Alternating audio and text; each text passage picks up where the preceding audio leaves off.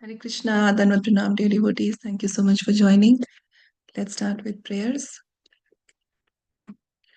ॐ अज्ञानतिमिरान्धस्य ज्ञानञ्जनशलाकया चक्षुरुन्मिलितं येन तस्मै श्रीगुरवे नमः। श्रीचैतन्यमनोभीष्टं स्थापितं येन भूतले स्वयं रूप कदा मह्यं ददाति स्वपदान्तिकं। वन्देऽहं श्रीगुरु श्रीयुतापदकमलं श्रीगुरून् वैष्णवांश्च श्रीरूपं साग्रजातां सहगना रघुनाथान्वितं तं सजीवं साद्वैतं सावधूतं परिजनसहितं कृष्णचैतन्यदेवं श्रीराधा कृष्णपादान् सगणललिता श्रीविशाखान्वितांश्च हे कृष्ण करुणा सिन्धु दीनबन्धु जगत्पते गोपेश गोपिकान्त राधाकान्त नमोऽस्तुते तप्तकाञ्चन गौराङ्गी राधे वृन्दावनेश्वरी वृषभानुसुते देवी प्रणमामि हरिप्रिये नमो विष्णुपादाय कृष्णपृष्ठाय भूतले श्रीमते Bhaktivedanta स्वामिन्निति नामिने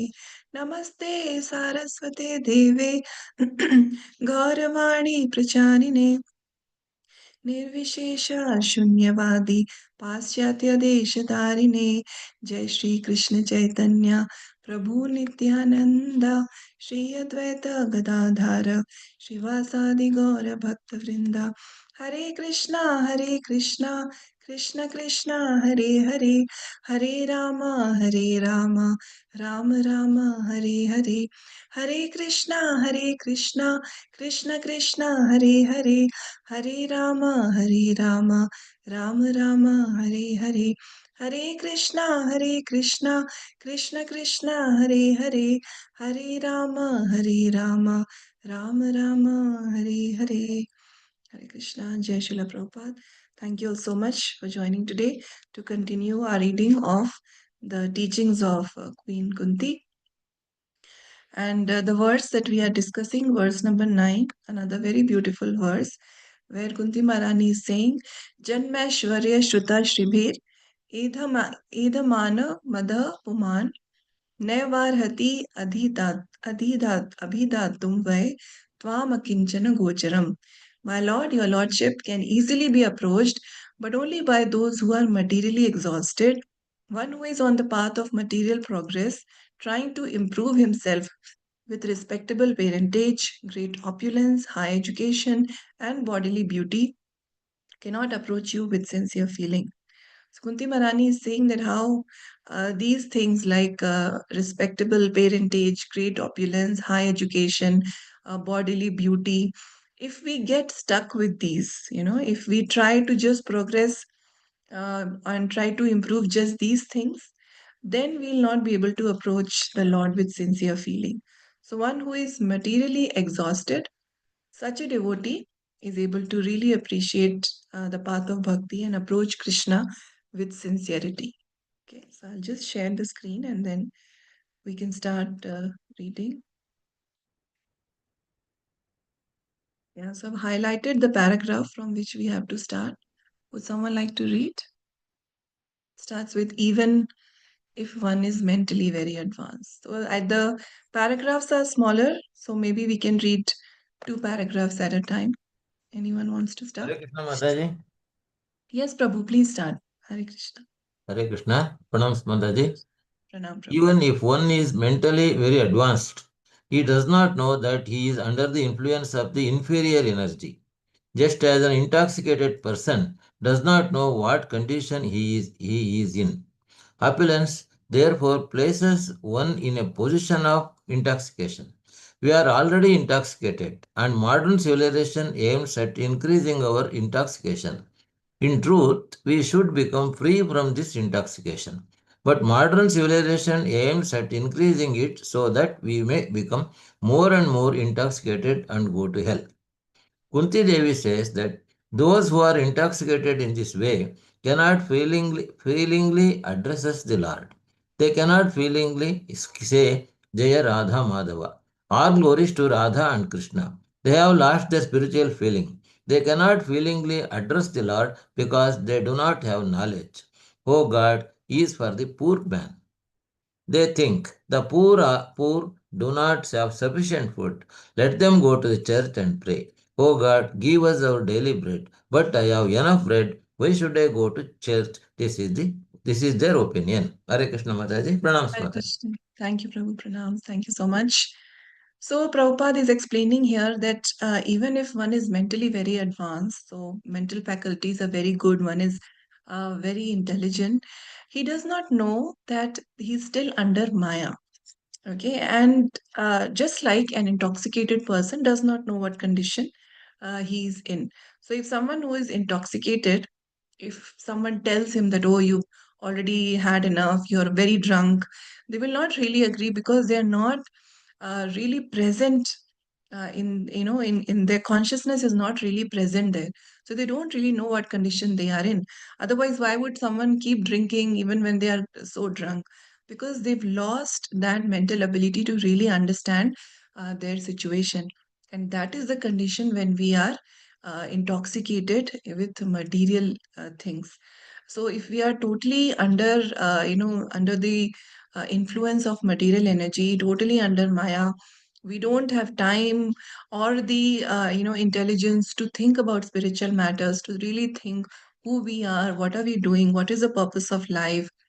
Then such a person is also as good as an intoxicated person, because they also are far from the reality, just like an intoxicated person is far from reality. And then Prabhupada explains that opulence therefore places one in a position of intoxication. So when someone has great opulences in life, a lot of money, a good house, and life is all very smooth, and beauty and good family and things, everything is just totally, they're like this sitting in opulence, then they are intoxicated by this. Already, we are in an intoxicated state because we have forgotten who we really are, that we are actually servants of Krishna. We are supposed to serve Krishna. We are meant to serve Krishna. And when we do that, then we actually are going to be happy. We have forgotten this. So we are in an intoxicated state. And this modern civilization is just promoting this more and more.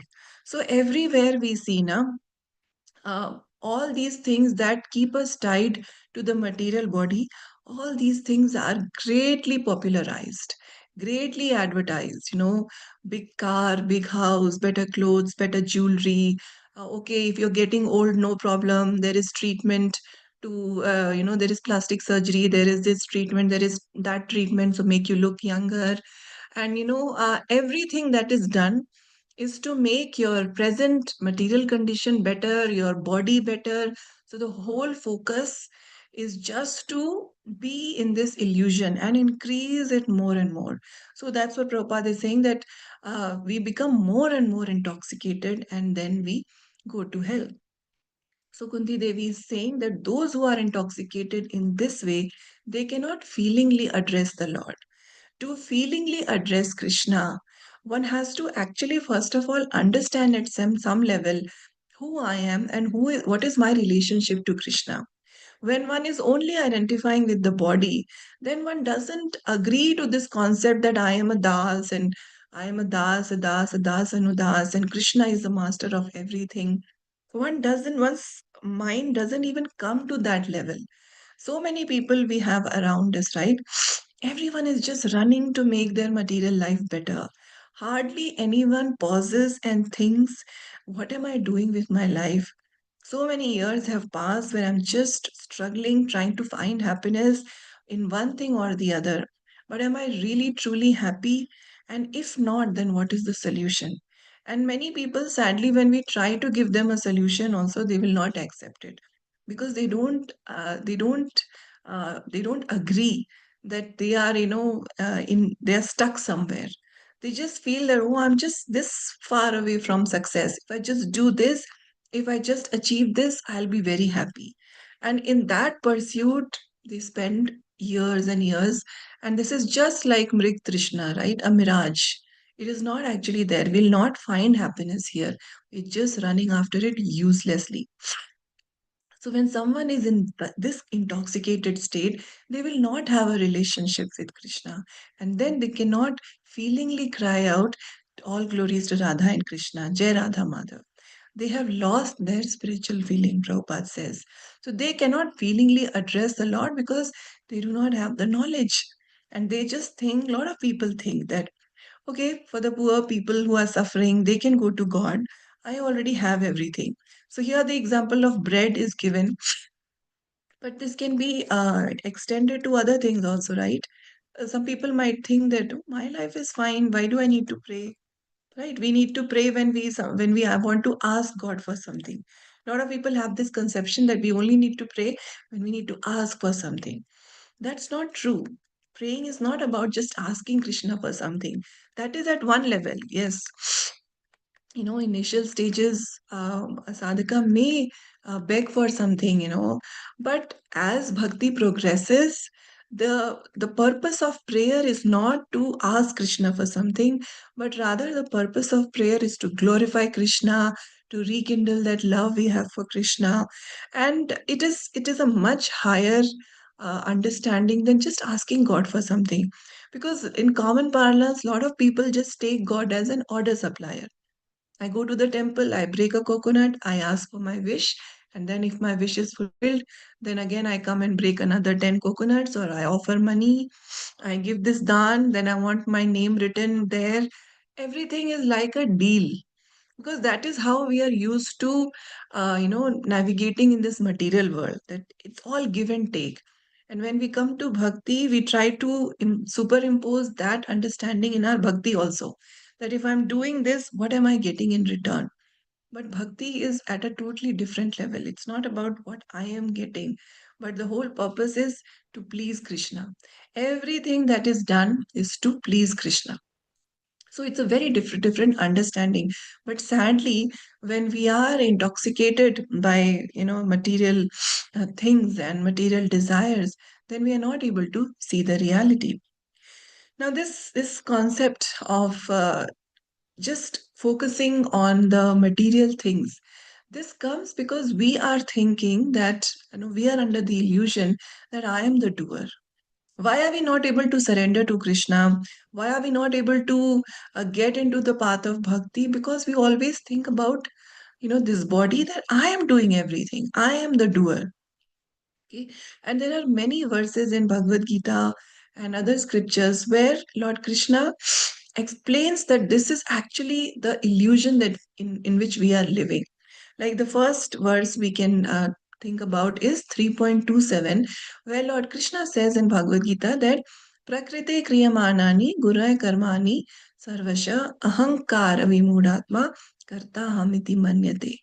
Lord Krishna says that the spirit soul, bewildered by the influence of the false ego, thinks himself the doer of activities, and that are in fact actuality carried out by the three modes of material nature. Anything that we desire, anything that we want to do, there are actually five factors that are responsible. Firstly, of course, the desire, the soul is there. Then all the senses of our body. Then we also have the actual act, the actual action that is there. Then we have the senses. We have the material nature, and we have the Paramatma. If the Paramatma does not sanction, then nothing is possible. If we don't have the senses, we cannot do anything. We may desire so many things. Like we can have the example of so many people who work hard to crack an exam, but then not everybody passes, right? So there may be so many students who work at the same level as hard as the other student, but if it is not sanctioned by the Paramatma, and Paramatma obviously sees the karma of the soul, does the soul actually deserve this or not, and then obviously our working senses, there's so many things that actually play a role, and only then some activity is carried out. So in false ego, we think that I am doing everything. I have created this empire. I have built this house. I have so much education. I am this, I am that. But Prabhupada says that in the purport to this verse that Two persons, one in Krishna consciousness and the other in material consciousness, working on the same level may appear to be working on the same platform, but there's a wide gulf of difference in their respective positions. Because a person who is in material consciousness is convinced by false ego that he is a doer of everything. He does not know that the mechanism of the body is produced by material nature, which works under the supervision of the Lord. Can we really achieve anything if this body doesn't support us? Even the blinking of the eye, we don't consciously do it. It just happens. It is just the arrangement of Krishna's material energy. So many things. When we eat the food, we don't know what actually is happening with the food. Everything is carried out by Prakriti, by nature. But yet we think that I am whole and soul. I am everyone. So this is all false ego when we take credit of doing everything independently. But actually, ultimately, everything is under the control of Krishna. And sadly, people in material consciousness don't have this knowledge. The devotee, on the other hand, knows that all the mental and bodily faculties, everything has been given by the mercy of Krishna, and therefore everything should be engaged in the service of Krishna in Krishna consciousness. Prabhupada says that the ignorant man forgets that the Supreme Personality of Godhead is known as Rishikesha, or the master of the senses of the material body, for due to his long misuse of the senses and sense gratification, he is factually bewildered by the false ego, which makes him forget his eternal relationship with Krishna. So, sadly, this whole concept of our dependency on Krishna, that everything is given by Krishna, if Krishna doesn't sanction, we can't do anything. People just totally don't know about it, or they just sideline it.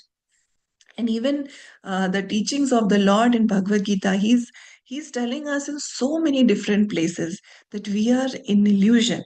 So we have to read Bhagavad Gita very attentively so that we are in the right consciousness. Like in 7.14 also, Lord Krishna says, Devi Aisha Gunamai Mama Maya Duratya Mami Vaye Prapadyante Maya Medam Taranti. That is, the divine energy of mine is very difficult to overcome, but those who have surrendered unto me can easily cross beyond it. So we have to know from these verses that the energy, the material energy of Krishna, being an energy of Krishna, she's very, very strong. So that is very difficult to overcome. But how can we overcome it? It is only by surrendering to Krishna. Otherwise, we'll always keep thinking that I am the doer, I have this, I have that. We'll just be falsely puffed up. And the sad thing is that many people, they just spend their whole life in this consciousness, and then at the end of life, what is there? What actually remains? We retire from our jobs. Even if someone is a homemaker, at a certain point when the children have grown up and they are busy in the life, for a homemaker, for a housewife, that is also like retirement only, na? So ultimately, what are we left with? Everyone, our friends change, our place of work may change, the people who we thought were very close to us, they may change, our health definitely changes, everything goes away. And then what are we left with? So if we are not intelligent enough to cultivate bhakti, at least at that point we should realize that, oh, nothing is temporary, nothing in this material world is temporary. And then at least then we should realize that what is most important for me, that is who I am and my connection to Lord. What is going to happen to me when this body also changes? So, having that desire to cultivate this kind of knowledge and to go on the path of bhakti is so glorious, because that means we have that level of intelligence. Otherwise, as Prabhupada mentioned, there's so many people who are materially very intelligent, but then they are intoxicated by Maya. And there are, in the 16th chapter of Bhagavad Gita, 16th chapter is dealing about divine and demoniac natures. So here there are many verses where Lord Krishna gives the qualities or the way of acting of those who are of demoniac nature.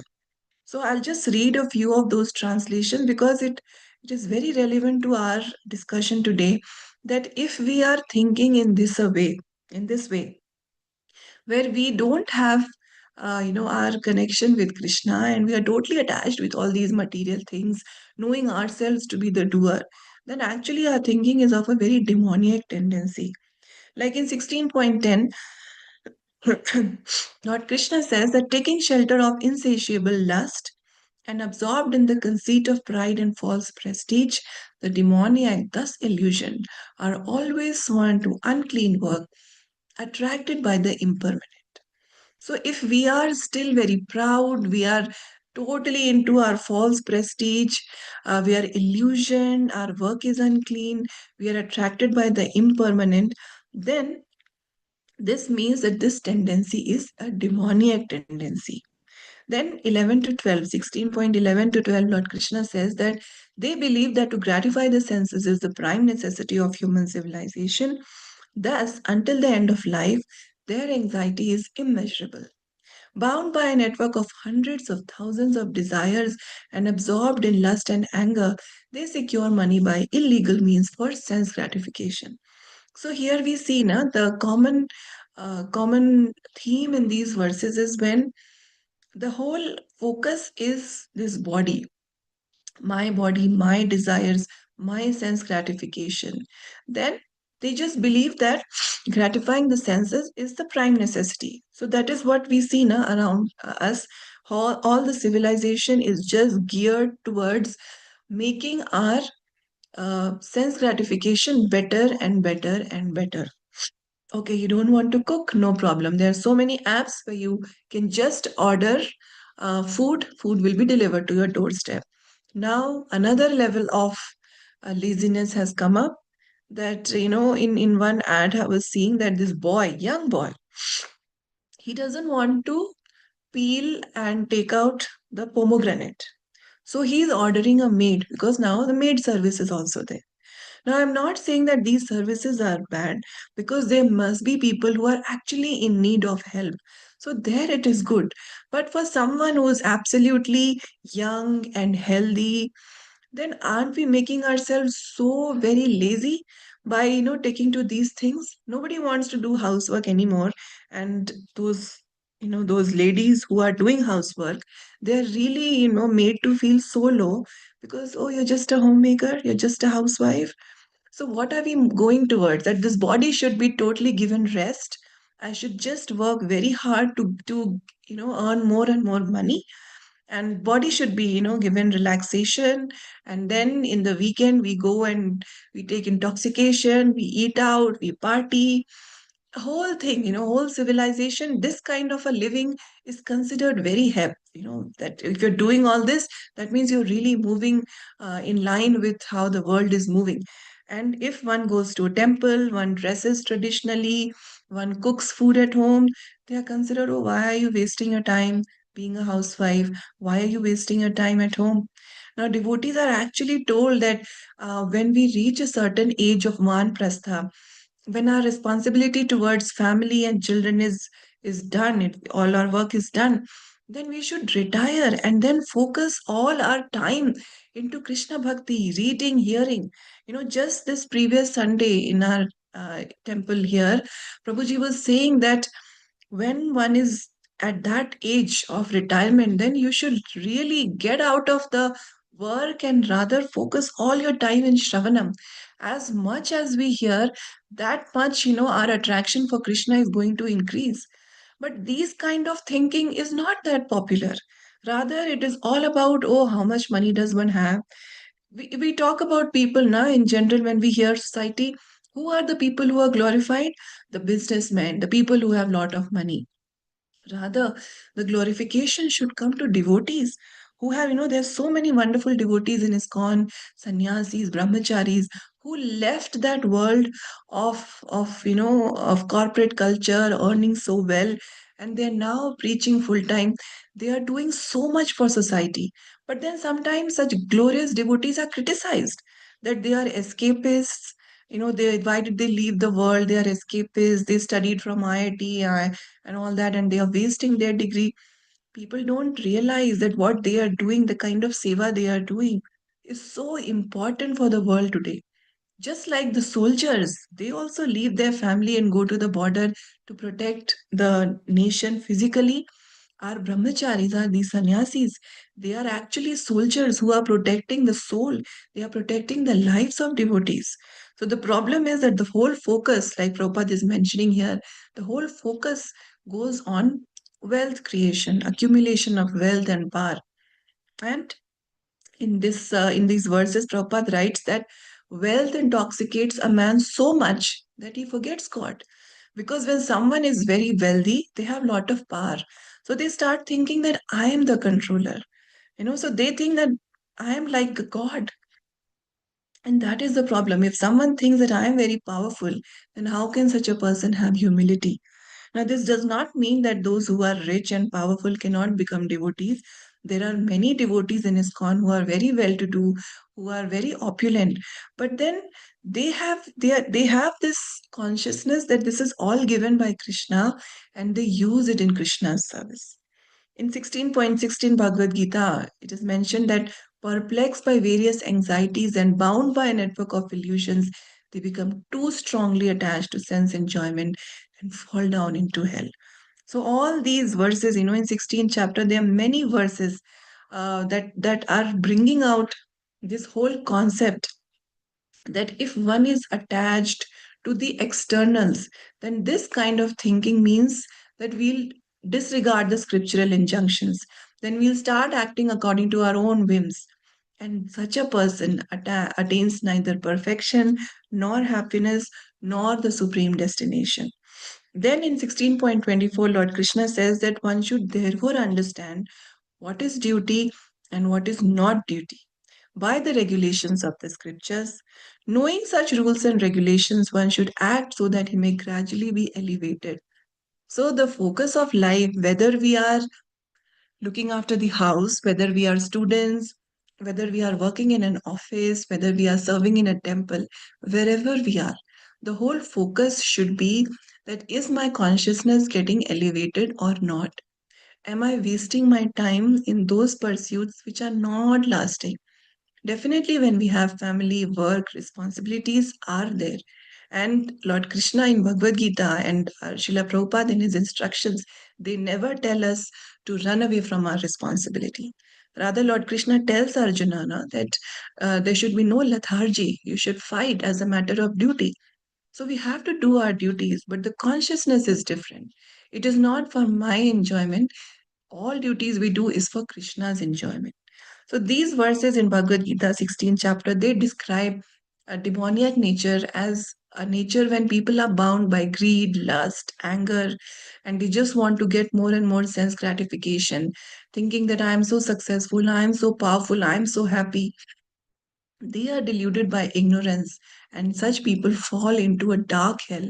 So, this supports the idea that modern civilizations focus on intoxication and opulence. This is actually leading to degradation. And this is not a theoretical concept. We see it practically happening, right? How can, I mean, when we look around, can we really say that the happiness of people has increased? Definitely not. If we go back 20, 30, even just 20, 30 years, or even more, we can say that the lives were much simpler, facilities were much simpler, but people definitely were happier because they knew what is the reality of life. And then Yes, the whole that's true, life, Mataji. That's very yes, true. no, Mataji, so true, Yeah. Mataji. Like our grandmothers, their time, uh, Yeah. Life was very more simple, simple. Life very was more simple. simple. No competition and all that. No, everything was freely available. Means it was okay day Correct. to day. True, Mataji. There were no demands. Nowadays, too many Yes, supermarkets, too many eating places have opened. Everything correct. has become, it's exploding. Yeah, and it's very artificial and Yeah. there is no real happiness. Yes, true, Our Mataji. childhood days were much better than nowadays, Mataji. Correct. We are all 70s, 75s. We have seen, we were so happy. We used to play with each other. We used to exchange so many things. We used to have friendship. Mm. But now nothing. Our children, they're not enjoying families, the relationship, the love and affection between the kaka, nana, nani, buva. No, that the cousins, Nothing, Yes, Mataji, nowadays. At least very we are true, blessed with. Mataji. Yeah, Yeah. Mataji, when we were small, we used to play with our neighbors. We used to run and catch each other. So many games we used to play. Nowadays, everybody's locked inside the house, all computers and in all the games. It's such a Yeah, boring thing. Mataji, vacation time, so I remember we were out all day. Yeah, We were out all day. and our Yeah, and now parents it used is to just the shout. phone, na? Yeah, our parents used to shout, "Why aren't you coming home? Come for dinner and all that." So we were very happy also about that. Now lives have Mataji, changed so much. in my village, when we used to go in the summer vacations, we didn't have electricity most of the day. And even when it came, it was a very low voltage. So, and we still think of that time. What did we have?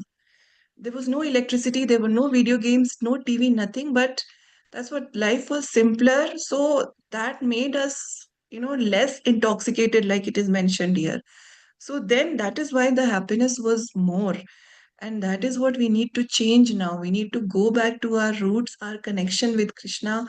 If that is made stronger, actually now what we should do is whatever facilities now are there, instead of misusing that, we should use it in the service like you all are doing, coming for classes, using technology in the service of Krishna. Otherwise, this technology can really cause ruins. But we have to be intelligent and use everything now in the service of Krishna. And Srila Prabhupada has given us these beautiful temples where we can actually see that simple life again, because there we see children are playing with each other. There are so many classes for children, and children get a place where they feel, they are in a protected and wonderful environment. And for us also, this community of devotees, that becomes like our family, no? And that Yeah, gives us a lot of support. Yeah. yeah. I mean, all of you, we have never met, but I feel very close to you all. Just seeing your names on the screen, I feel very happy. So even if I've had a bad day, just coming for the class, it is really, it uplifts my mood. So that's the power of devotion, that because it is not at the material level, it's at the And spiritual level. Mataji, And we feel we Same know each here, other. Mataji. We know Same each here, other. Mataji. Even for us also, every Yes, day this Mataji, it's true, two to Mataji. three. We also really enjoy all these sessions. Really, we have Mataji, to thank Ashish Prabhu. yes, Uh, Mataji, he's very, wonderful, very wonderful merciful. seva. Yes, Mm. We have very got a merciful. wonderful platform, Mataji. Maybe our good Yes. karmas. We have got Yes, this Mataji, platform. Srila Prabhupada's mercy, blessing of devotees. So, Yes, yes, Mataji. Nowadays, Mataji, even when a child is crying, the parents give the mobile to shut, yes, for him that is the to keep first quiet. thing. So True, then, when true, the child doesn't get the mobile, starts all tantrums. So correct, this is a correct, big Mataji. change. Very difficult True, to control. Mataji. Very, very difficult time, yes, Mataji. And uh, we actually, in Bharat, in India, we are traditionally we are blessed because all these things come very naturally, but we are forgetting all these things. Yeah, Hardly true. any people now, they read Bhagavad Gita or teach their children Bhagavad Gita. So that is really sad, and hopefully through such mediums like ICF Forum, more and more people stay connected, and through the beautiful temples, more and more temples are getting built. So yes, hopefully this, the positivity will spread more and more, and we'll Mataji, all. Mataji, in Dubai, though, we have lot of children, even the small children, girls of That's what I was uh, going to say, Mataji. 20. Abroad, it is still better because the Indian Yeah, parents who have gone abroad, they want their children to remember Indian culture. So they will put their children for such classes. yeah, Sadly, people who are staying here, they know they're not interested in all yeah, these Mataji. things. We have Really such sad. sloka competition. They get awards. They give Mm-hmm. those cups, silver color cup Yes. certificates. They are so motivated, Mataji. Every 2 3 months, some competition or another. And there are Mm-hmm. so many teachers for children separate, adults separate, and True, true, and true. even the parents are very, very, they are very committed also. Yeah, they're very favorable towards this. Here, Yes, when we try to tell parents, also, many are just very, very negative. Some are positive, fortunately, but the way it should be in India, it should be more and more yeah. people should be favorable. But because we are trying to follow the West now, so that's the problem. Yeah. The other thing, Mataji, the parents have become so lazy. They don't want Yeah. to teach the children. When there's a function also, they put all the filmy songs and all that, without telling the children the stories, like, connected to that festival. They don't do that. Yes. It's very boring. That's why we don't go anywhere. When they have a function or something, we don't go because it's True, nonsense. correct, If, Mataji, yes. if parents are to be blamed, Mataji, not the children, Mm. because if Actually, they take an Mataji, yeah. interest, yeah, if they take an Mm-hmm. interest, then that can be done. But they are not interested. They enjoy gossiping, talking Mm. nonsense.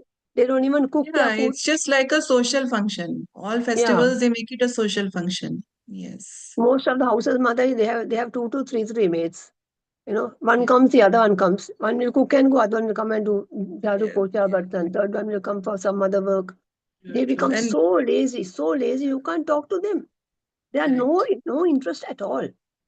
Yes, yes, Mataji. But in Dubai, That of is course, we the used to do Damodar intoxication. Aarti Mataji. People used to show Mm. interest, and now so many Mm-hmm. new people have joined. Dubai is full of Yes. new people. Yeah, Mataji, this is what we see mostly in all countries abroad, that people are, they just because they feel connected to India through this, so they come, and then obviously Bhakti is so beautiful that they stay. And yeah, the people are more favorable, they have a more favorable outlook. True. Yeah, Mataji. So hopefully, yeah, hopefully things will change here too. Yeah, I hope Because so. people are, yeah, because people are now seeing that how at such young age children are having depression, so many problems, mental problems, health problems. So I hope people will just wake up and realize what, Yeah, the children really need the spiritual touch. Yeah. So, I mean, these two paragraphs that we read, we are talking about how if we have lot of opulence in our life, that can actually, become an illusion, and keep us away from Krishna. Okay. Now let us read the next section, starting with Mataji, now. one more thing I just want to tell you. Now the Yes, new ma'am. rule is since about 2 years in Dubai, that the head Mm-hmm. of our satsang, no, he had given instructions, like, for the organizers. There's a group who arrange trips to go to Vrindavan, different places. Three times a Uh, year, take people and go, so that the more Hari. they go, the better. So last time, about, I think, more than 100 people had gone. They have gone on a Jai. 10-day trip. They come back again. They don't see summer or rainy or cold season. Mm, So many people are going now. that's wonderful, Mataji. Hari bol. Very nice. Yeah, Lalita Vinodini Mataji, you want to read Mataji? Yeah, Hare Krishna Mataji. So Mataji, this is till here, communists or your God. Till this, you please Yeah, read. okay, Hare Krishna. Hare Krishna. Nowadays, therefore, because we are in a time of economic prosperity, no one is interested in going to the churches or temples. What is this nonsense? People think, why should I go to church or ask for bread? We shall develop our economic condition and then there will be a sufficient supply of bread. In communist countries, this mentality is especially prevalent. The communists make propaganda in the villages by asking people to go to church and pray for bread. So the innocent people pray as usual. Oh God, give us our daily bread. When the people come out of this church, the communists ask, have you gotten bread? They say, no, sir.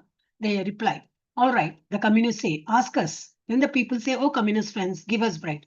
The communist friends, of course, have brought a truckload of bread, and they say, take as much as you like. Now, who is better, the communist or your God? Hare Krishna.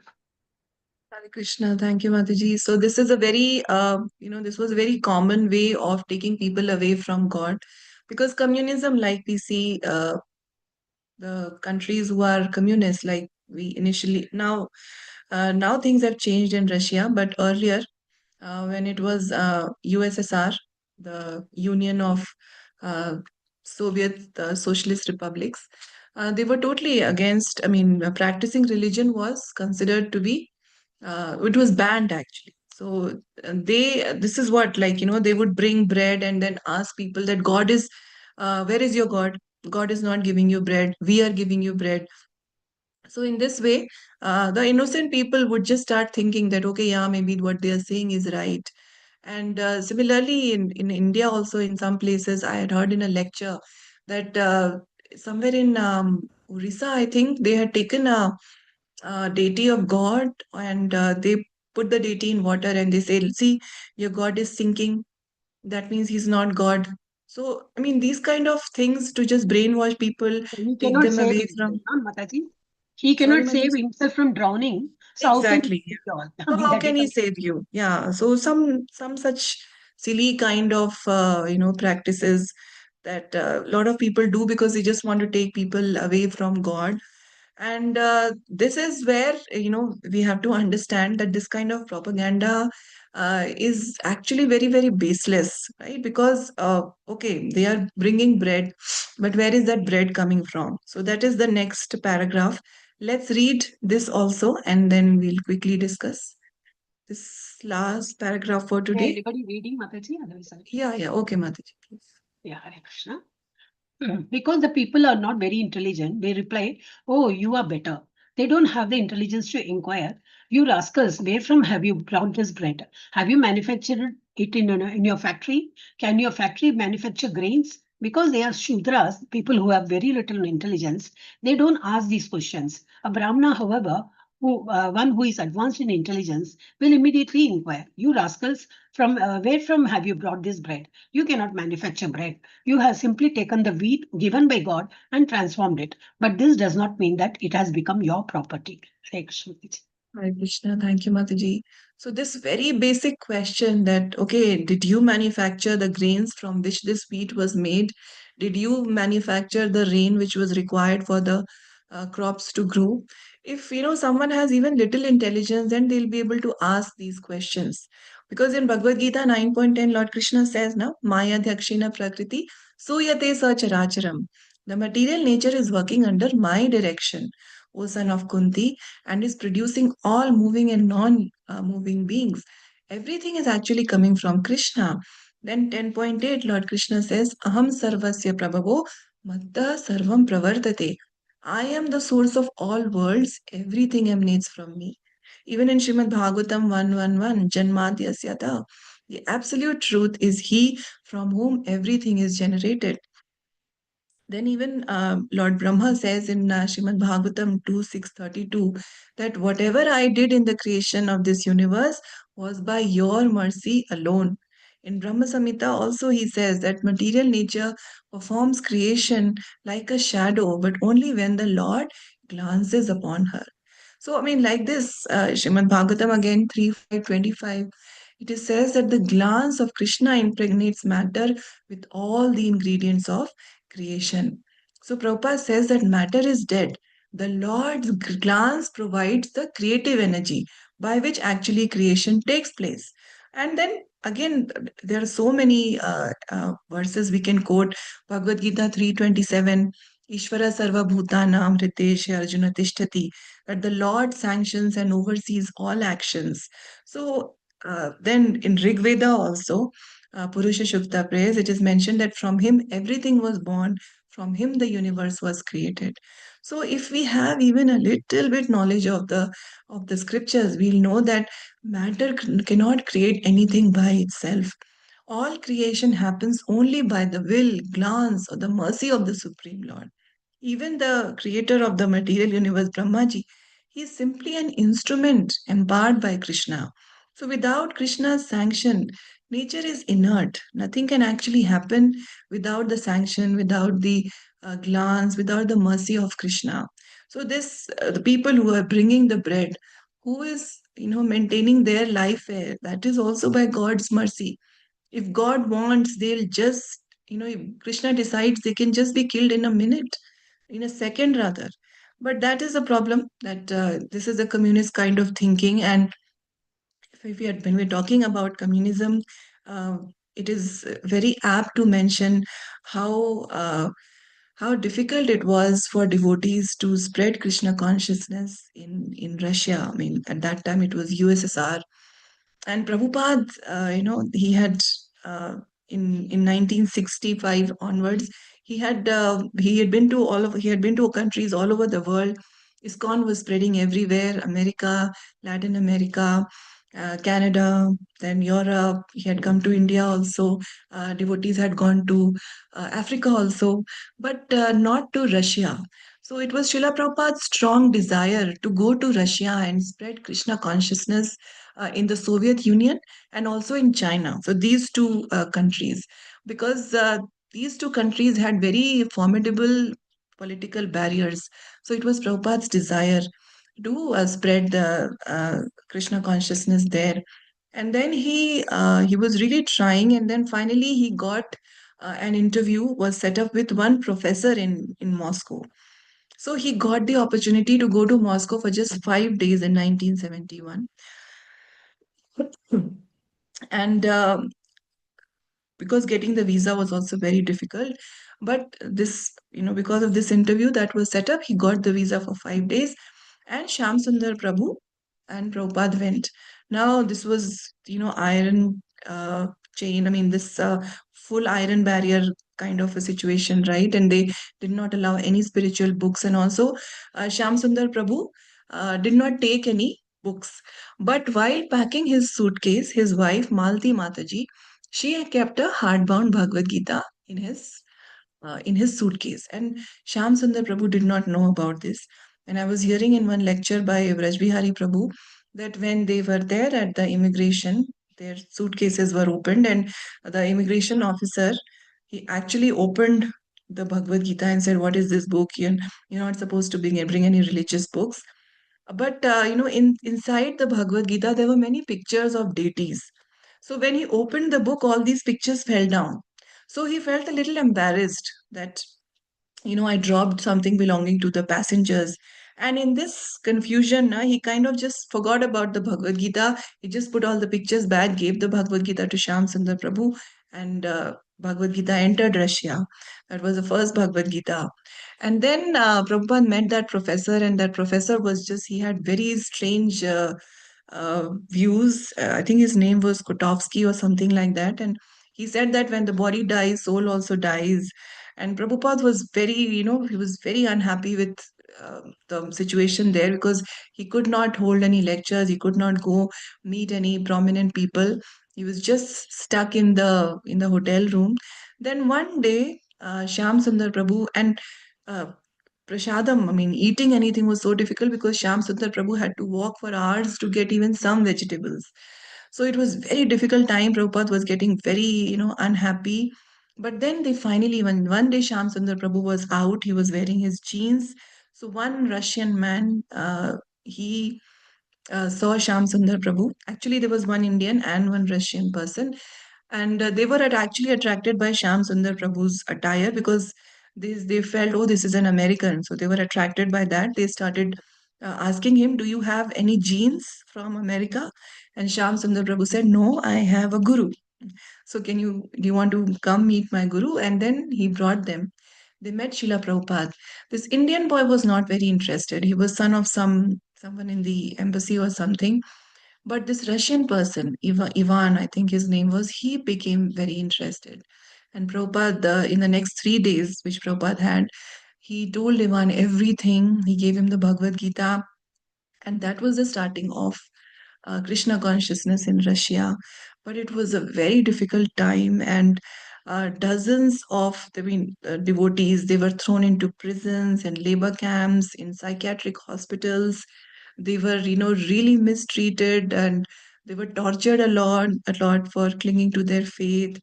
And some devotees, like Sachi Sutta Prabhu, he actually died in the prison because he was denied vegetarian food, and he also had tuberculosis.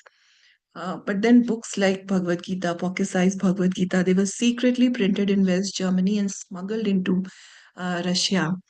So it was very, very difficult time. We cannot imagine, the kind of difficulty devotees took, but they had so much faith in Krishna consciousness.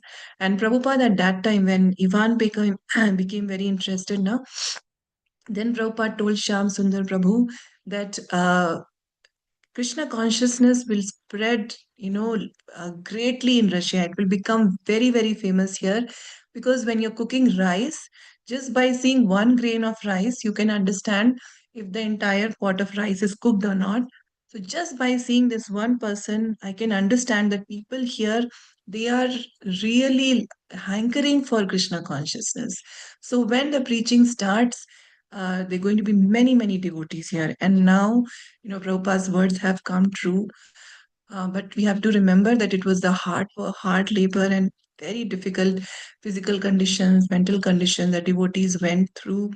And ISKCON leaders, including Harikesha Swami Maharaj and Kirti Raj Das Prabhu, they launched an international campaign with news releases, demonstrations to pressure the Soviet authorities to release the imprisoned devotees. So ultimately, the Soviet communist government, there was a fall of the Soviet Union and allowing the movement to then flourish openly. So there's a book by one of the early devotees, Sarva Bhavna Das Prabhu, called The Salted Bread. It's a very famous book that gives a first hand account of these painful but spiritually charged experiences, including encounters with KGB, trials in jails, psychiatric hospitals, etc. But today the movement has, is very, very strong in Russia. Russian devotees are very strong, and we have a lot of programs, lot of preaching that is going on in Russia. Yes, But Mataji. My Guru Maharaj also goes to Russia to preach. He has so many devotees there, okay, Russia and who's your Guru China. Maharaj? Who's your Guru Maharaj? His Holiness Bhakti Vigna Vinasha, Narasimha Oh, Maharaj. Haribol. Oh, Yeah. Haribol. He had come to Bangalore once. I had his darshan. Oh, Haribol. Yeah, he's always traveling, going to Far East, Hong Kong, Malaysia, Singapore, China, Taiwan, Yeah. and Russia. And he also goes to Switzerland, Dubai, Kuwait. Mhm. Okay. Continuously, he's traveling. Lots of devotees Haribol. he has in Russia, and he knows also Russia. He knows Chinese also. He has learned to Yeah, preach to Mataji, them. China also. Lot of devotees in China. Yeah, Very, lots, very, lots. popular. Yes. So He's Prabhupada's eternally, words. he's Hmm. eternally teaching to them also, and he has a translator also. So Okay. wherever he can't, the other Okay. person, the translator, relates the Uh, whole thing. More and yeah. more devotees are now joining. Yeah, it's very powerful now, Mataji. Malaysia, he goes to Malaysia, Thailand, all that. Okay, Haribol. So nice. Haribol. Yeah, thank you, Mataji, for sharing.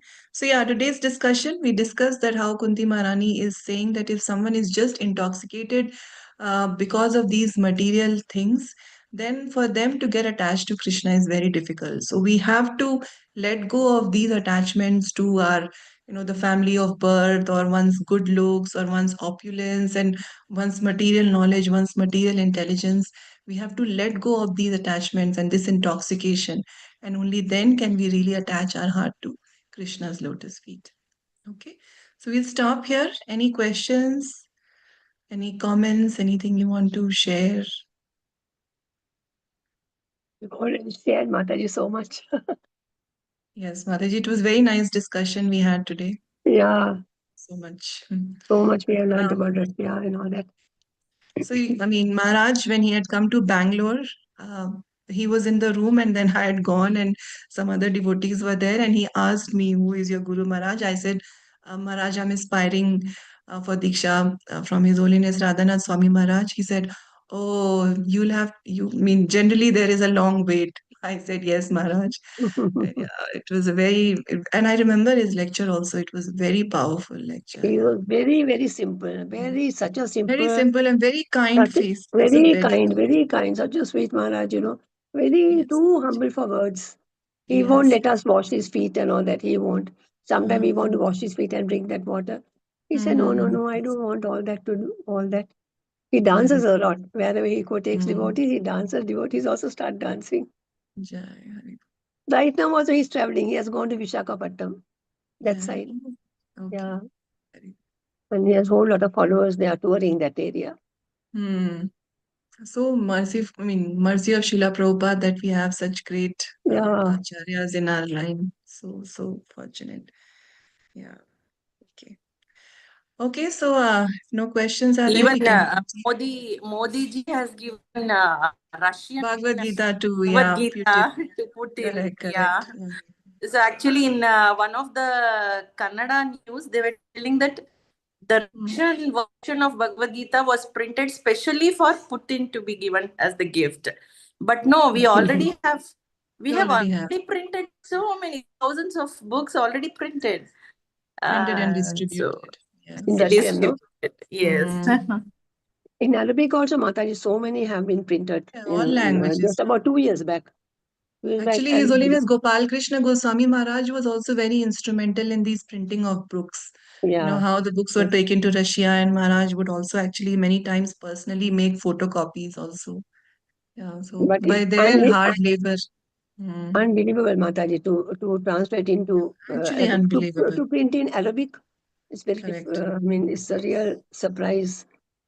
True, Mataji. That's why we should value this opportunity that we have, where we don't have any restriction. Government is not stopping us from Yeah, practicing, so we should take it very seriously. Yeah. true, Mataji. Okay. So thank you all. Thank you so much for joining. We'll continue Thank you, tomorrow. Mataji, for the wonderful class. Jai Shri Thank you, Prabhupada. Mataji. Hare Krishna. Hare Dandavad Krishna, Pranam. Dandat Pranam, Yasya Mataji. kripa sindhu bhevata patitanam Patitana pavanebhyo Pavanebhyo Vaishnavebhyo Vaishnadevo Namo Namaha. अनंत कोटि Ananta वैष्णव Koti वृंद की Vaishnavinda जय ki jai, Krishna Srila महारानी की जय Prabhupada Srila ki jai, Prabhupada की जय ki Shri jai, Guru Maharaj की जय Guru Maharaj हरे ki jai. कृष्णा दंडवत प्रणाम thank you so much for Hare joining Dandat Krishna. Pranam, Mataji. Hare Krishna. Mataji. Thank you, Mataji. Hare Krishna